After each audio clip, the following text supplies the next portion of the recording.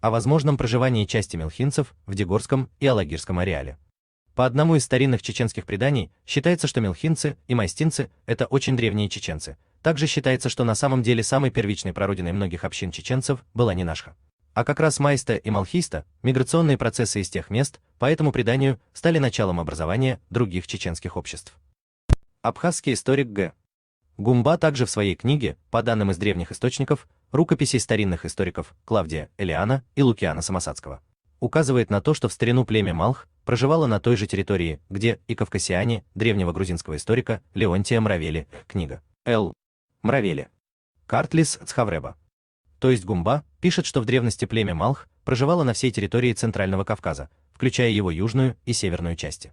Гумба также пишет, что племя Малх было связано с кабанской культурой, и сам термин «Малх» был общенахским этнонимом. Также Гумба связывает этноним Малх и тайп Малхий, указывая на то, что на сегодня этноним Малх имеет уже не такое широкое значение, а лишь локально-территориальный характер. Источник. Книга Гумба Г. Денахи. Вопросы этнокультурной истории. Первое тысячелетие до нашей эры. В целом, то есть у нас есть серьезные основания на то, что чеченцы-мелхинцы могли в старину занимать большие территории и быть, видимо, предками и некоторых других чеченских общин. Кроме того, к примеру, тот же древний город мелхинцев Цойпеде по строению один в один фактически сходится с древним городом Даргавс в Северной Осетии. А это уже серьезный звоночек о том, что в старину расселение мелхинцев действительно могло быть намного шире, чем сейчас.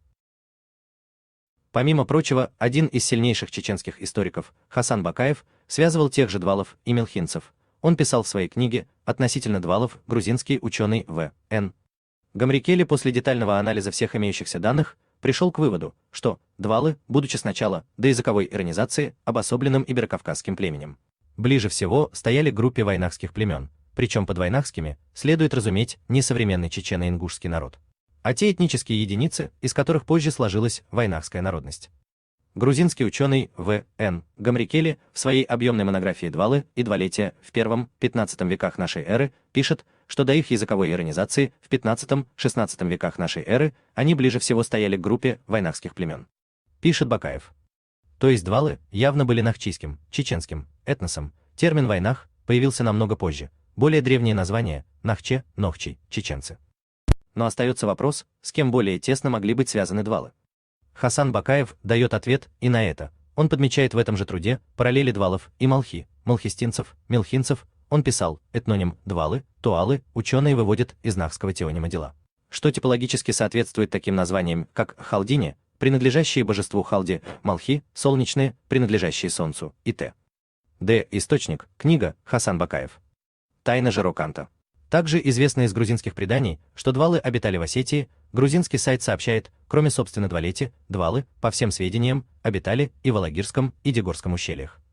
Сайт «Памятники Грузии». Историко-архитектурное описание. Статья об этногенезе осетин.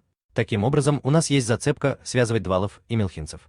А также, вероятно, в старину до иронизации в Алагирском и Дегорском ущельях могли проживать собственно мелхинцы. Видимо, в древности они жили не только в Малхиста. В чеченском ДНК-проекте, правда, у небольшой части мелхинцев была найдена лишь гаплогруппа J2, а в осетинском ДНК-проекте гаплогруппа J2 также присутствует, но она вторая по численности после доминирующей G2A1. Правда, по мелхинцам тесты сдали катастрофически мало человек, выводы делать еще рано. Не исключено, что у мелхинцев есть и G2A1, ведь Малхиста – высокогорная историческая область в центральной части Северного Кавказа.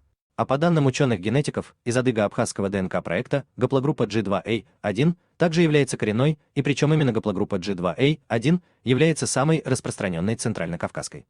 Она также имеет прямое отношение к кабанской археологической культуре. Источник – канал «Просто такая генетика». Видео, онлайн-конференции ДНК и история. Но пока работать приходится с тем, что есть, пока у небольшой части мелхинцев нашли лишь J2. Так что мы можем допускать, что если в Алагирском или Дегорском ареале, где по грузинским источникам жили двалы, которых Хасан Бакаев связывал с малхи, мелхинцами, найдутся носители J2, не исключено, что это возможно как раз мелхинский след. И такой след был найден в одной научной статье, предоставленной от разных от ученых-генетиков, среди которых был даже знаменитый грузинский ученый-генетик Иван Насидзе.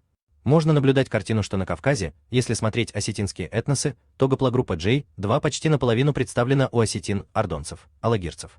А также гаплогруппа J2 почти наполовину представлена у южных осетин. Видимо, это как раз юго-осетины, двалы, туальцы и есть, в минимальном проценте, есть J2 и у дегорцев. Самый большой процент у ордонцев. Источник, статья, I, Насидзе. Mitochondrial DNA and Y Chromosome Variation in the Caucasus.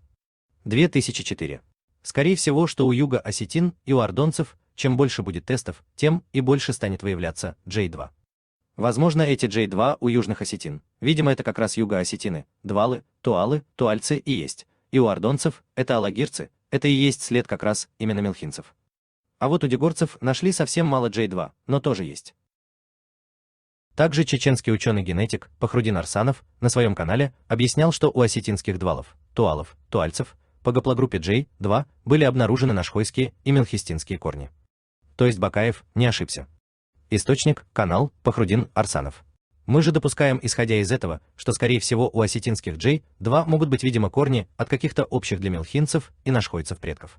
Также мы допускаем теорию, что это изначально мелхинский след, так как мялхи очень древние чеченцы, возможно, по J2 нашхойцы также их потомки. Основная масса J2 имеет с нами родство. Двалы. Про них еще и грузинские ученые писали, научные труды есть, где об этом говорится еще очень давно, что двалы это имеют нахские корни. И генетика это тоже подтверждает, что у них нахские корни. В ютубе Валид задает вопрос. Алейкум ассалам. Это мы пока не знаем, там нету массива данных. Там мало глубоких тестов у двалов. Там есть разные ветки J2, есть ветки, которые сходятся с этими, где у нас мелхистинцы находятся, там сходятся. Есть нашхойцы. Валид, двалы уже осетины. Это уже прошло много лет. Каждый народ как-то уже сформировался не сейчас, не сегодня. Сотни, тысячи лет назад многие формировались. Сейчас они уже определились, наверное, и без нас, кто они. Но генетически мы имеем в виду, о генетическом родстве речь ведем. Да, больше связано и с чеченцами. Есть там, да, еще Ингушетия есть. Ветки надо, сейчас очень мало тестов, это катастрофически мало тестов в этом направлении. Ну, Ингушетии все равно их меньше намного, потому что там, я не думаю, что много фамилий будет в этом направлении. Но... В чеченских преданиях много чего известно про мелхинцев. К примеру, то, что нередко внутри мелхинских и мастинских обществ случалась кровная месть, особенно в Малхиста. Однако также известно, что, к примеру, мелхинцы же, соседи мастинцев, иногда прощали кровь, получив установившийся по обычаю выкуп, примиренческие. Из-за кровной вражды миграционные процессы, кстати, также могли происходить. Также известно, что в древности в периоды борьбы с общими врагами мелхинцы оставляли свои распри и умели хорошо объединиться, но кровная месть так или иначе терзала эту землю, сами мялхи по-разному описывают эти причины.